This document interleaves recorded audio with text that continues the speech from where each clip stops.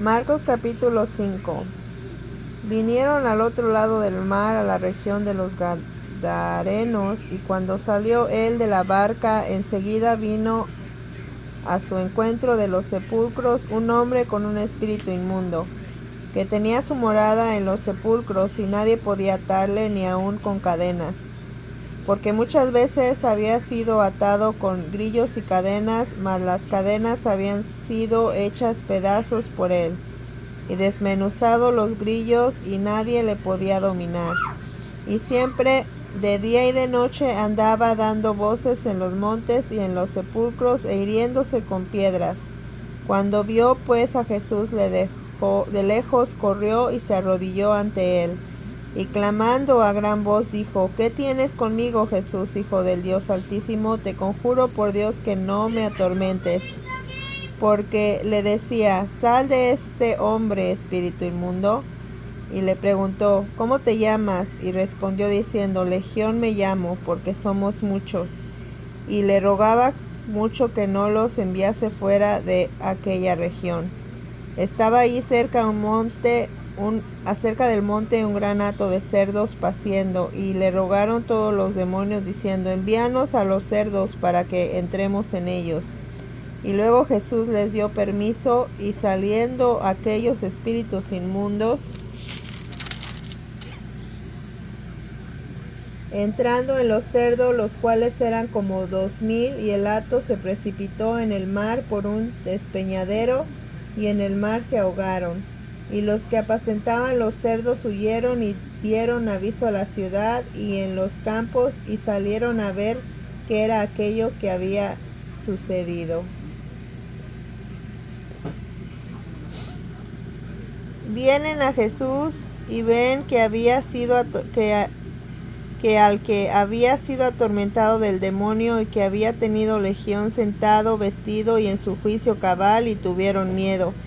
Y les contaron los que lo habían visto cómo le había acontecido al que había tenido el demonio, y lo de los cerdos, y comenzaron a rogarle que se fuera de sus contornos.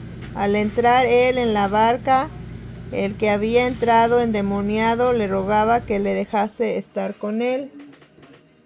Mas Jesús no se lo permitió, sino que le dijo: vete a tu casa, a los tuyos, y cuéntales cuán grandes cosas el Señor ha hecho contigo, y cómo ha tenido misericordia de ti.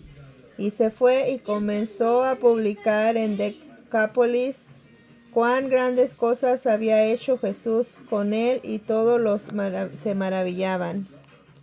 Pasando otra vez Jesús en una barca a la orilla, se reunió alrededor de él una gran multitud, y él estaba junto al mar.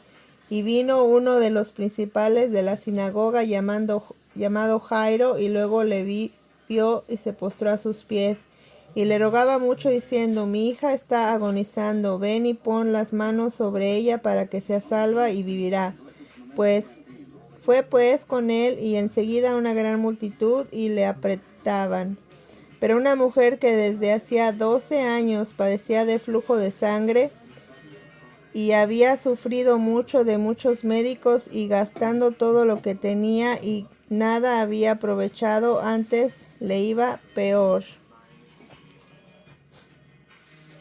Y cuando oyó hablar de Jesús, vino por detrás entre la multitud, y tocó su manto, porque decía: si tocase tan solamente su manto, seré salva. Y enseguida la fuente de su sangre se secó, y se sintió el cuerpo que estaba sana de aquello azote.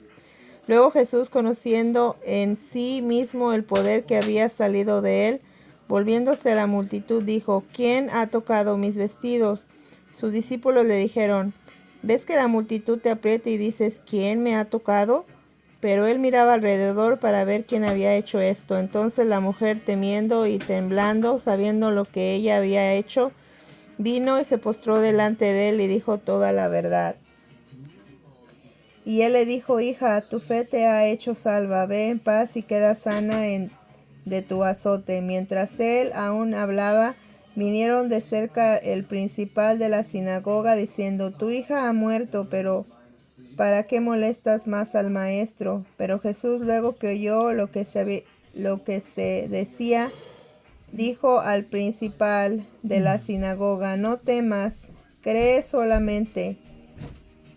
Y no permitió que le siguiese nadie sino Pedro, Jacobo, Juan, hermano de Jacobo.